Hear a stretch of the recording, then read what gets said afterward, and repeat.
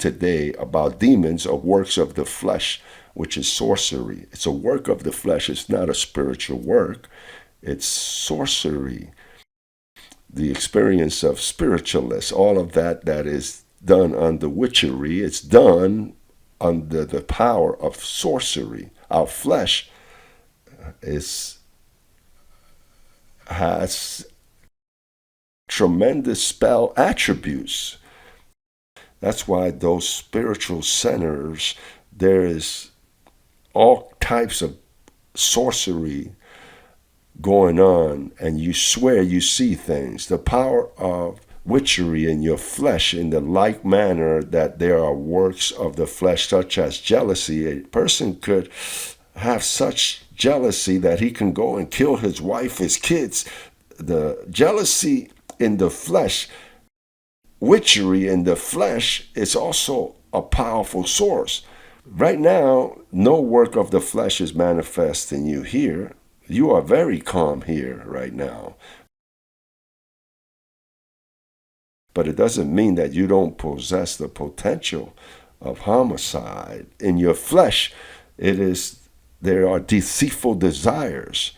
That's why we teach not to believe the deceitful desires of your flesh, because sometimes you wake up and you see everything is gray. Wow, life is terrible. I don't think I'm going to make it, and nothing. When those thoughts come and if you bring them to captivity and say, I don't receive this. I know that this evening I will feel better. Tomorrow I will wake up in a different spirit. Exactly. The following day you wake up in a different glory. What happened to me yesterday? I felt I was losing the battle. The flesh is deceitful. So then when a person begins to preach to the flesh, prohibiting the flesh, it's preaching doctrines of demons. When a leader begins to preach prohibitions, that's where the doctrine of demons are formed out of. I would ask myself, but why does Paul say preaching deceitful spirits and doctrines of demons?